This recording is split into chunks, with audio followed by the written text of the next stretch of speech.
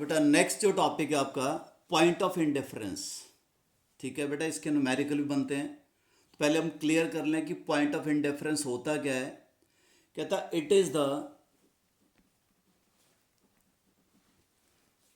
EBIT level,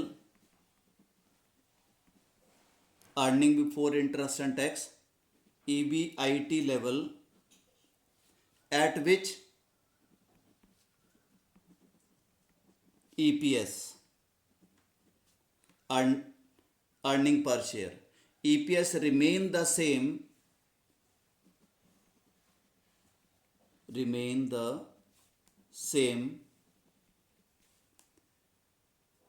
irrespective of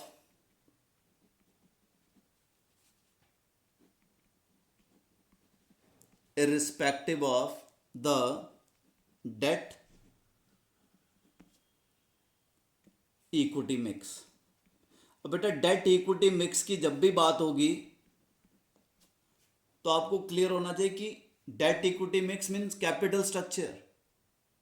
ठीक है, और अगर हम बात करें रेट ऑफ इसी की तो बेटा ये पॉइंट नोट भी करना, अपने माइंड में भी रखना है। Rate of return on capital employed, rate of return on capital employed,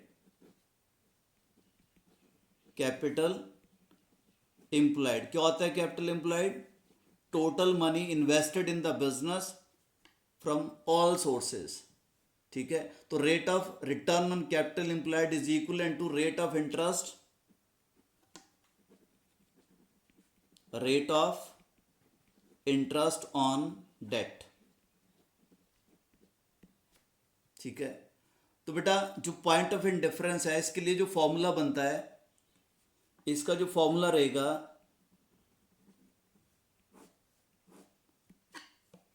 इस फॉर्मूला के अंदर x minus I 1, then 1 minus T for what? Tax rate, minus PD stands for what?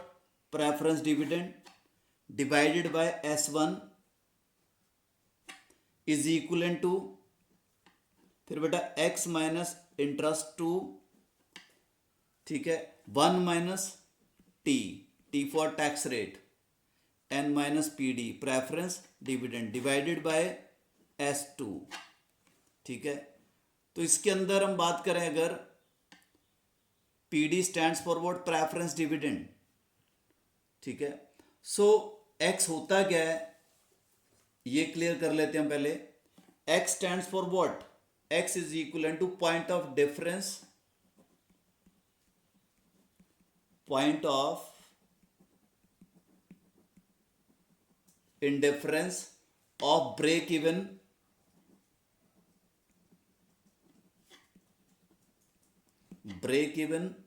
EBIT level, EBIT level। बेटे बार बार use होगा word EBIT। ठीक है, x किसके लिए stand कर रहा है? Point of indifference of break even EBIT level जो हमें चाहिए। और बेटा I1 stands for what? Interest under first alternative, interest under alternative 1 or alternate 1, then I2 interest under what? Under alternative, under alternate 2। ठीक है, टी फॉर व्हाट बेटा? Tax rate. ठीक है, and PD for preference dividend. S1 number of equity shares,